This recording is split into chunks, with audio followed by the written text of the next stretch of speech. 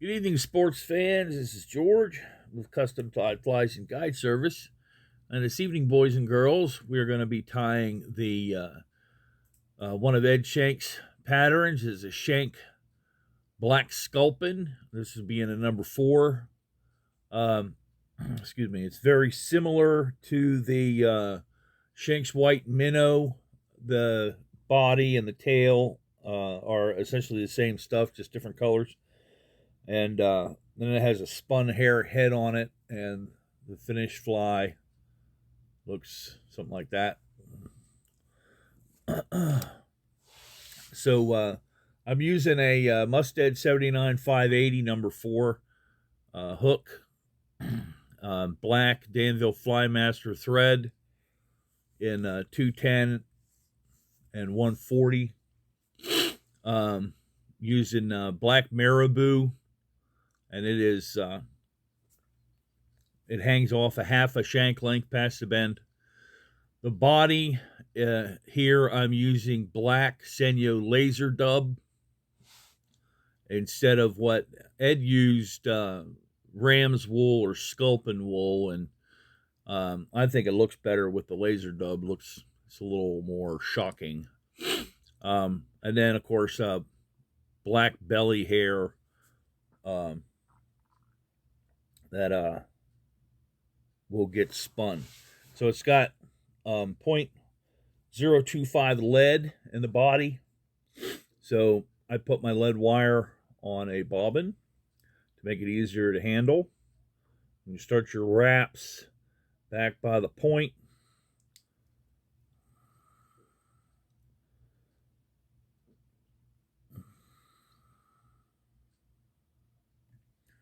End it right about there. Got my old scissors here.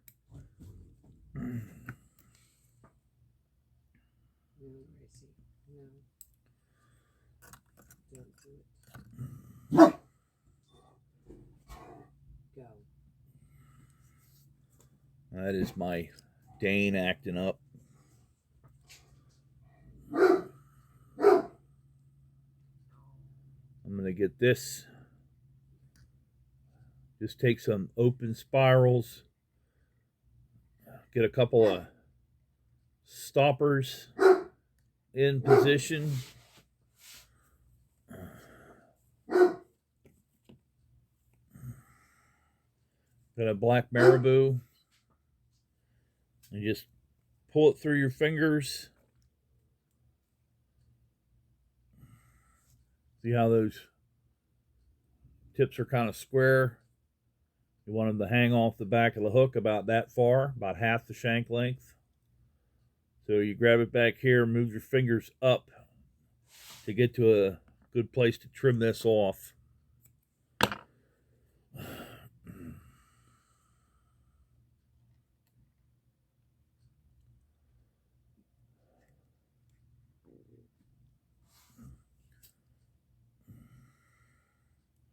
And then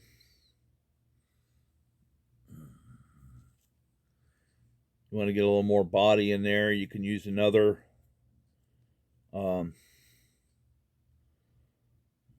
Marabou feather. You can use ordinarily I would use the bottom part of this, but those fronds are really short. So I got another feather here laying. In order to get these, you pull the fibers back away from the stem, and then just give the stem a quick yank. Now you got a clump of fibers in your fingers.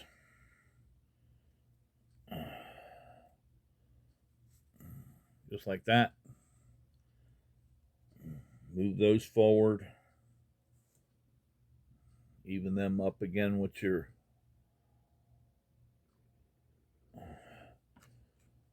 going to put on there.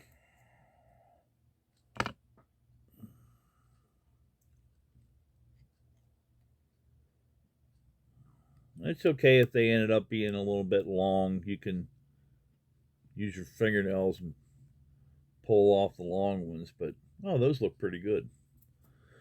Okay.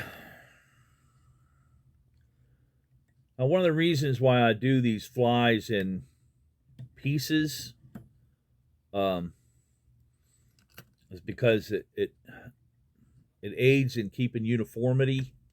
It also aids in the structural integrity of the fly. So when I'm building insides, for instance, I'll build all my insides first. And, you know, I remember that this is where I want this is where I want to start, this is where I want to stop, and then all my flies end up looking very much the same because I did them in pieces instead of doing them individually. So I'm going to set this off to the side to cure for a few minutes. And when it comes off the drying rack, it looks like this. So I'm going to put that in the vise.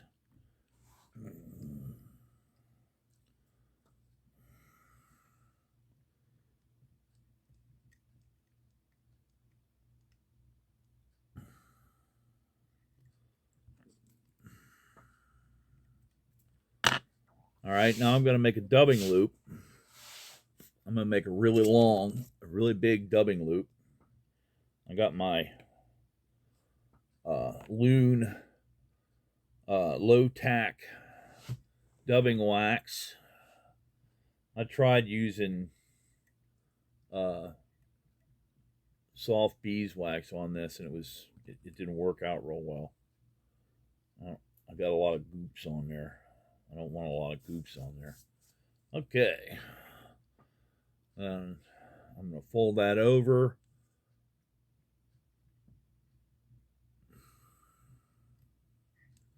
Bring my thread forward. Leave that hang.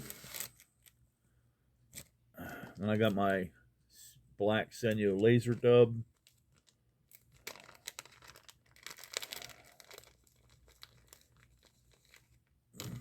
Now notice I didn't put this in the bobbin cradle. And one of the reasons I didn't put it in the bobbin cradle is because in order to do that, I got to put a half hitch up here and then put it in the bobbin cradle.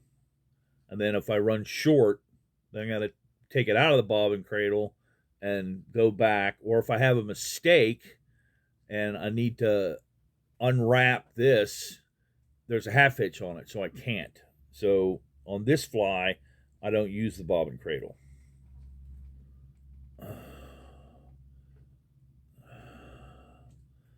So I'm just going to pull wisps out of a clump that I pulled out of the package.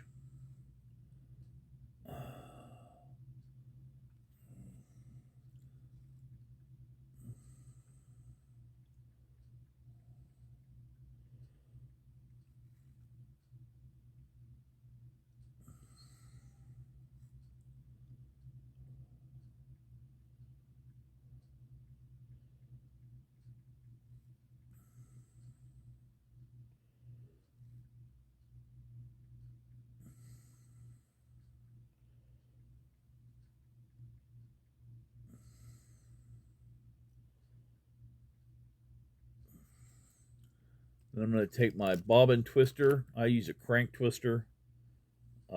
Some people like the spinner. I have a spinner. See, right there's my spinner. I've had that for a long time. I bought that at the fly fishing show when it was in Harrisburg, in Pennsylvania. It's 20-some years ago. Okay, so you don't want to get it real tight. You want a nice rope that you can pull the fibers back on. And then you're just going to turn the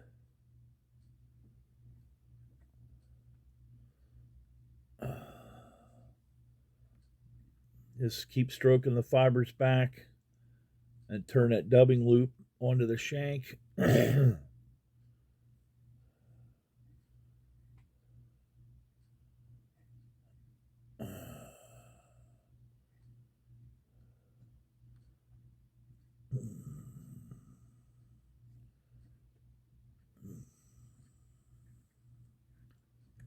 All right.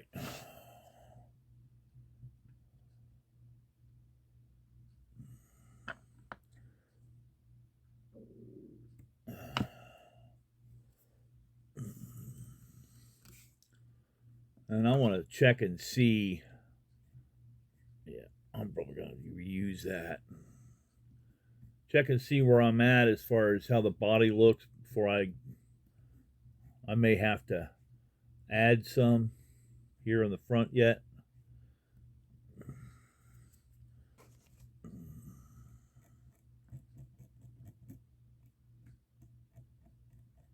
It's kind of clumped up right there.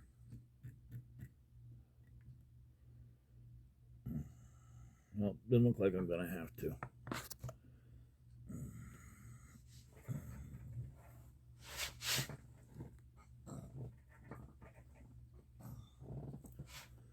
Boy.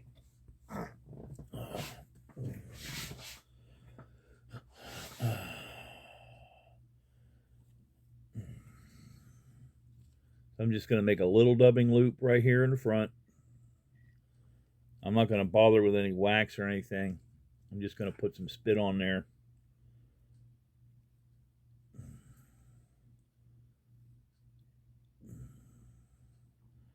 I'm not going to have to add but a couple of turns.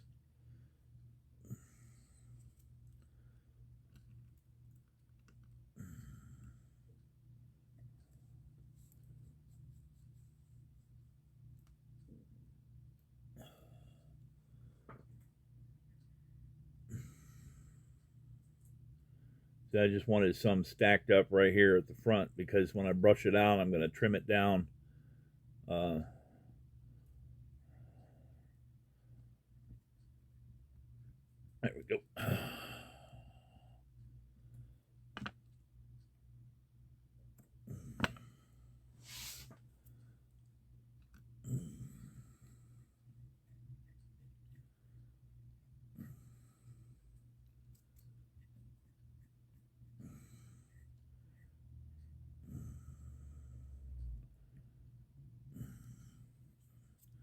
All right, now, like I said, I do these in sections.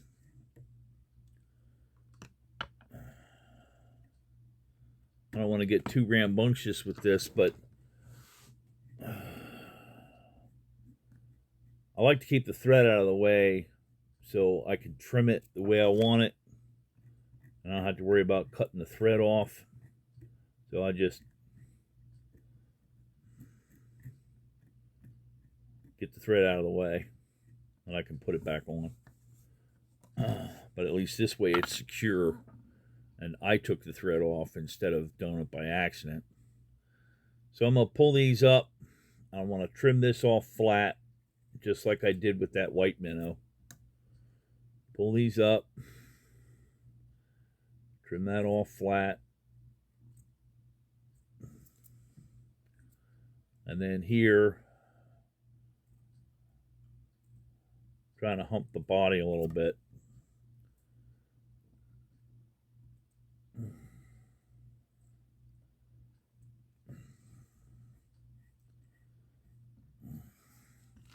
And then that's what your body's going to look like before you're ready to put the head on it. Now you're going to put the head on it. So get tied back in. You want about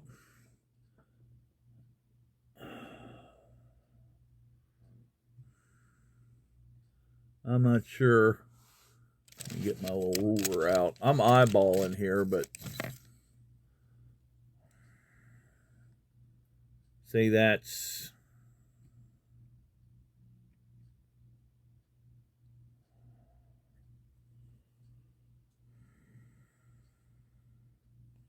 a half an inch, maybe a little less than half an inch. So now I want to make sure that I got room for my spun hair head. On the deer belly hair, you get, on some of it, the hair's really long, and then on the other side, it's kind of shorter. You want the long ones for this part. And you're going to get a clump, about like you usually use for spinning hair. But here, you're not going to spin it so much as you're going to stack it, because it's likely not going to spin. You don't really want it to. You want it right here on the top, because this is going to end up being your fins.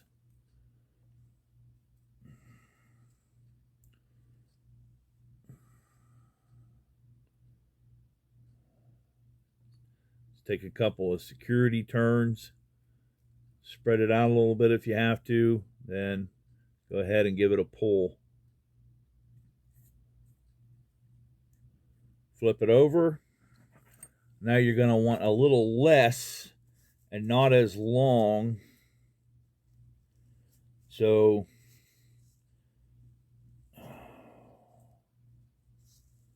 not quite the thickness of a pencil. Get those soft hairs out of there.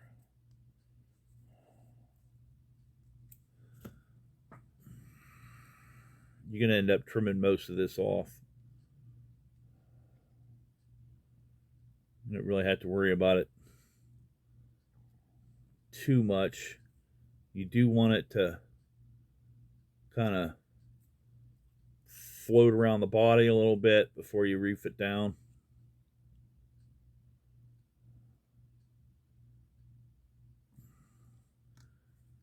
Ooh, that didn't turn out good at all.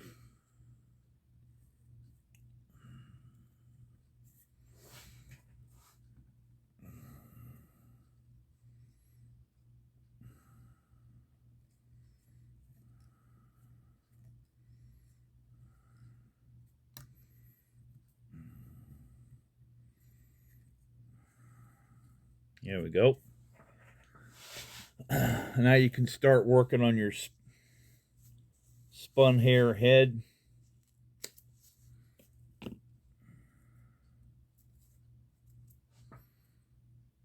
Now this should spin around the thread, the hook shank okay. It's just not going to slide tight very well. So you're really going to have to push it in. And notice I'm not using my hair packer, because I got thread on the shank and the hair packer is not going to work. So you got to use your fingertips or something else.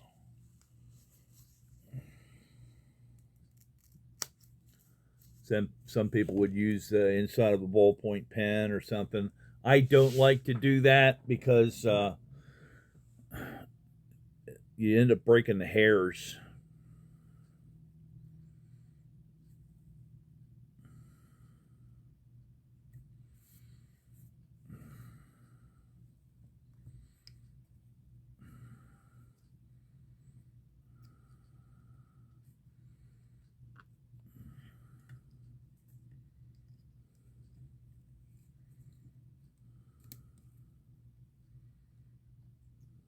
Doing a 5 3 whip finish here.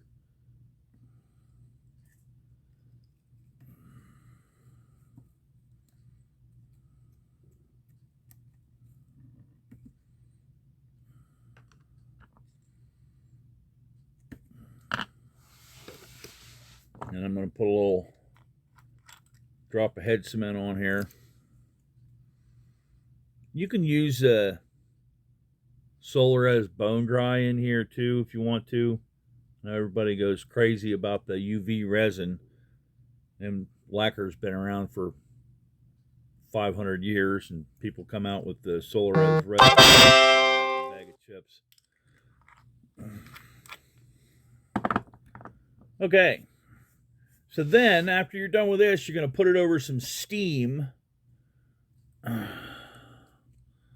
And when it's done being steamed, it'll look like this, all fluffed out. Okay, so then now you're going to trim it. Now I'm going to open this back up. As I'm done with the vise, and I want you to be able to see how I'm trimming this. I'm going to pull this part of the hair head forward and get my fingers up behind it, because I'm going to trim that off flat below the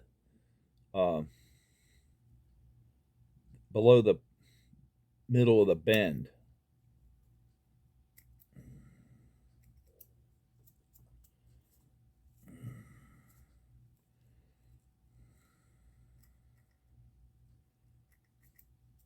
See, flat.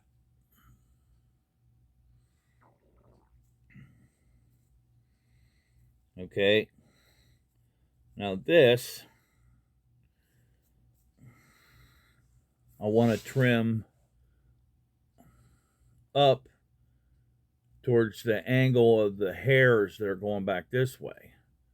So up.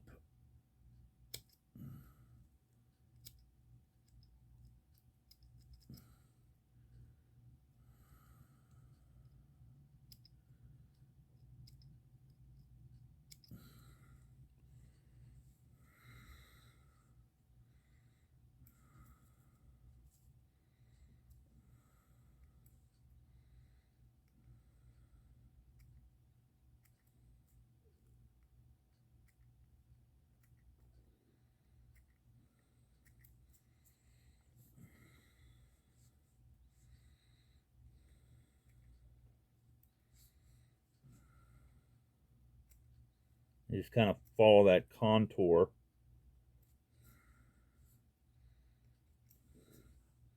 Want to make sure you're not clipping the hairs that are back behind the head. Got to be careful of that.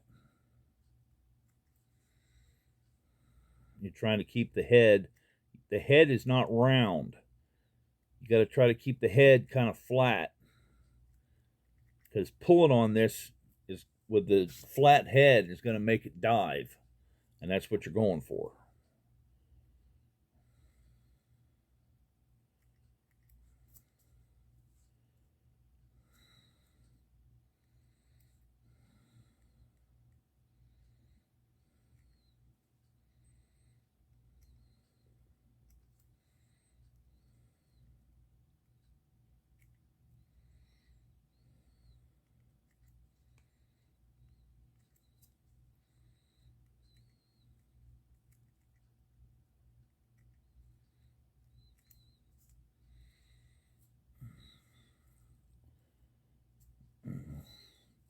All right, you got the head kind of where you want it.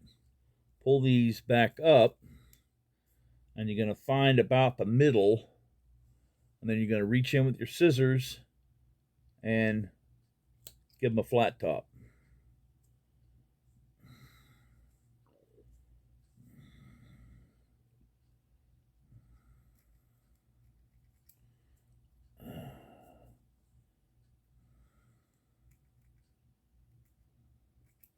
And that gives you fins.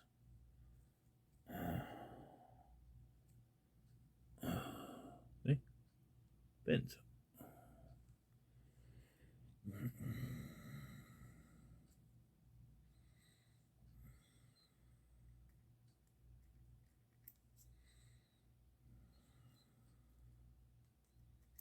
Now, in order to get the real close work, got me a nice thin razor blade, and you just kind of do a little sculpting on your Sculpin.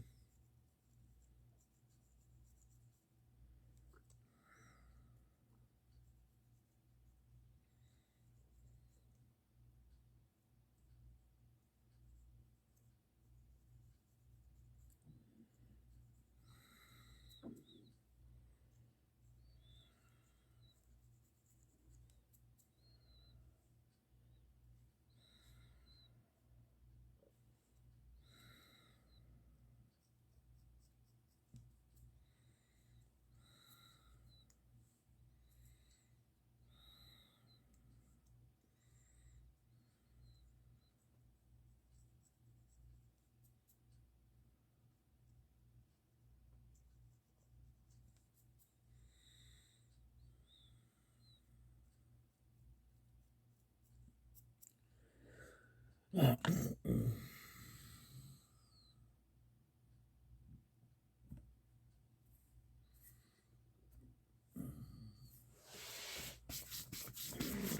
me see if I can get you a little closer here.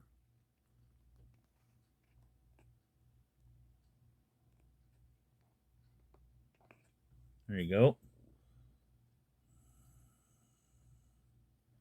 There you have it.